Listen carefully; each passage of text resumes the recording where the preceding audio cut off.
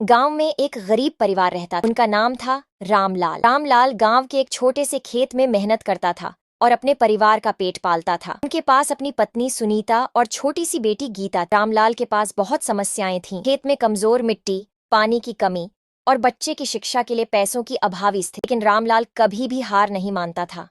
उनकी मेहनती और आत्मविश्वासी नजर उन्हें हमेशा आगे बढ़ने के लिए प्रेरित करती। एक दिन गांव में एक संगीत कार्यक्रम आयोजित हुआ। रामलाल और उसका परिवार भी कार्यक्रम में भाग लेने गए। वहां एक गायक ने गांव के गरीबी और मेहनत की कहानी से प्रेरणा लेते हुए एक गीत गाया। रामलाल की आंखों में आंसू आ गए। वह महसूस करने लगा कि उनकी जिंदगी भी उस गीत के शब्दों के साथ कुछ मिलती जुलती है। उसके बाद से रामलाल के मन में एक नई उम्मीद की किरण जगी। वह अपनी मेहनत और लगन से अपने खेत को सुधारने का निश्चय किया।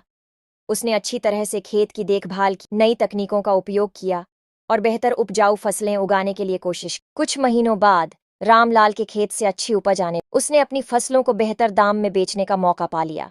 इससे उसकी आर्थिक स्थिति में सुधार हुआ और उसकी सोच में भी परिवर्तन। रामलाल ने नहीं बस अपने खेत को ही सुधारा, बल्कि उन्होंने अपनी बेटी की शिक्षा के लिए भी प्रयास किया। वह जिम्मेदारी से उसके पढ़ाई और भविष्य की योजना करने लगा। एक दिन गांव में एक विद्यालय के अध्यापक ने एक स्कॉलरशिप के बारे में सुनाई, जो गांव के गरीब बच्चों के लिए। रामलाल ने गीता के लिए इस स्कॉलरशिप के लिए आवेदन किया और उसने अपनी बेटी को अच्छी शिक्षा दिलाने के लिए निरंतर प्रयास। धीरे धीरे रामलाल की मेहनत और लगन ने उसकी जिंदगी को पूरी तरह से बदल दी। वह अपने विश्वास और परिश्रम से सबका प्रेरणा बन गया।